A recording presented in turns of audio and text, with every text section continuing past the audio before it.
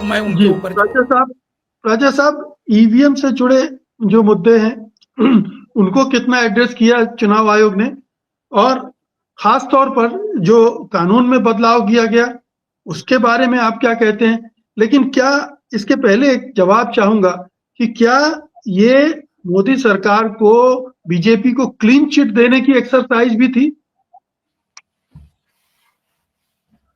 देखिए, सबसे पहले, इससे पहले तो मैं कोई और बात अपनी करूं, मैं अरुण अग्रवाल साहब की बहुत इज्जत करता हूं, लेकिन एक चीज से डिसएग्री करना चाहूंगा कि इन्होंने कहा कि सब कोई मानते हैं कि ईवीएम हैक नहीं हो सकती। मैं इससे बहुत ही विनम्रता पूर्वक डिसएग्री करता हूं। उसकी दो वजह है।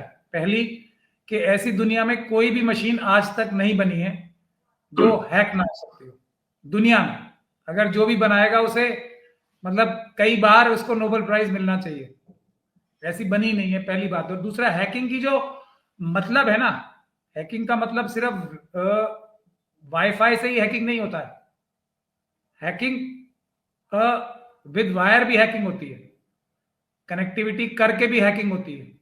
हैकिंग की डेफिनेशन है एक अनऑथराइज एक्सेस किसी भी कंप्यूटर सिस्टम में गेन करके, जो उसका नॉर्मल बिहेवियर है, जो नॉर्मल उसकी प्रोग्रामिंग है, उसको उसमें चेंज करना। तो टेक्निकली भी और लीगली भी हैकिंग बहुत ही आराम से हो सकती है। That is what I am saying. ऐसी दुनिया में कोई भी मशीन आज तक नहीं बनी जिसका हैकिंग ना हो सकती हो। दैट इज माय, तो सब लोग नहीं मानते, बहुत सारे लोग इस बात को कहते हैं, I respect there view, but मेरा व्यू ये है कि सब लोग इसको नहीं मानते, पहली बात। दूसरी बात ये कि अब मैं मुद्दे की बात पे आ जाता हूं कि चुनाव आयोग ने जो ये एक्सरसाइज की है, लास्ट की जो उनकी टिप्पणी थी वो सबसे महत्वपूर्ण है इसमें, कि उन्होंने ये कहा था कि मैं डिटॉक्स होने हिमालय जाऊंगा। तो डिटॉक्स के लिए भी बहुत सारे लोग जाते हैं, बहुत सारे लोग अपने पाप धोने भी हिमालय जाते हैं या ऐसी पवित्र जगहों पे जाते हैं।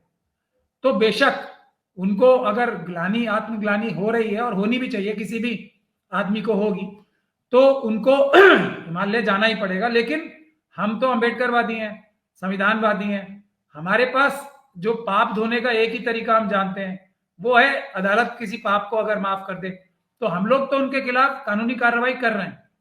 हम लोग जी अपनी पूरी ताकत लगाएंगे कि वो जेल जाएं अपने सभी भ्रष्ट अधिकारियों के साथ, और लंबे समय के लिए जाएं। अब उनको डिटॉक्स होने का या अपने पापों से बचने का जो संवैधानिक तरीका है वो अदालत से ही प्राप्त होगा, ऐसा मेरी उनको सलाह है। विषय की बात यह है कि जो बात हम बार बार कह रहे हैं वो उसको, और जो हमारे पक्षकारी हैं जो इस बात को कहते हैं कि ईवीएम को किसी भी प्रकार से ठोक बजा के ऐसा बनाया जा सकता है कि उससे निष्पक्ष चुनाव हो सके, उनके लिए एक और ये प्रेस कॉन्फ्रेंस एक और सबूत है हम जैसे लोगों की तरफ से, जो ये कहते हैं कि ईवीएम चुनाव कराने का एक बहुत ही खतरे भरा तरीका है, और पेपर बैलेट से सबसे सुरक्षित चुनाव हो सकते हैं, सबसे सस्ते चुनाव हो सकते हैं, सबसे जल्दी चुनाव हो सकते हैं, और कानूनी तरीका भी आज की तारीख में भी पेपर बैलेट से ही चुनाव कराने का है। ईवीएम का जो तरीका है, जब तक 61 कैपिटल ए पूरी तरीके से फॉलो ना हो, गैर कानूनी है, देर से उसमें चुनाव का रिजल्ट आता है और महंगा भी है। और ये सिस्टम कोई समझ भी नहीं पाया, कोई भी नहीं समझ पाया आज तक। मैंने भी बहुत स्टडी की है, और मैं भी ये बात गारंटी से कह सकता हूं कि एक भी व्यक्ति भारतवर्ष में ऐसा नहीं होगा जो ईवीएम की प्रक्रिया को पूरी तरीके से समझ पाया हो। अमल करने की बात ही दूसरी है। पूरे भारतवर्ष में एक भी व्यक्ति ऐसा नहीं होगा। मैं दावे के साथ कह रहा हूं, मुझे भी 75% तक बहुत पढ़ने लिखने के बाद समझ आई है।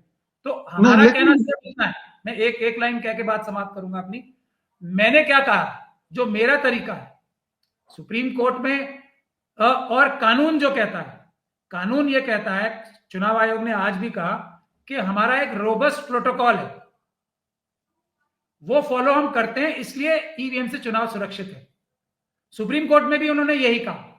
हर अदालत की जो बात वो कर रहे हैं ना, ऑर्डर में ये कहा, वो इस बुनियाद पे कहा कि हमारा एक बहुत रोबस्ट सिस्टम प्रोटोकॉल है जिसको हम फॉलो करते हैं, जिससे ईवीएम सुरक्षित है।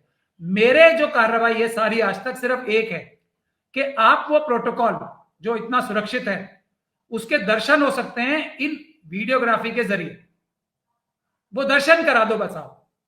तो हरियाणा के जी ऑर्डर के बाद उन्होंने कानून तो बदलना चाहा, बदला भी, लेकिन दर्शन नहीं कराने। डिस्क्लोजर डिस्क्लोजर डिस्क्लोजर जो वो कहते हैं, वो झूठ झूठ और झूठ और झूठी है। तो अभी भी जो उन्होंने किया है, मैंने अपने पहले इंटरव्यूज में भी ये बात कही है, इससे जो उन्होंने तब्दीली की है, कानून की समझ नहीं है उनके वकीलों को, तो इससे मुझे और भी ज्यादा मटेरियल देना पड़ेगा।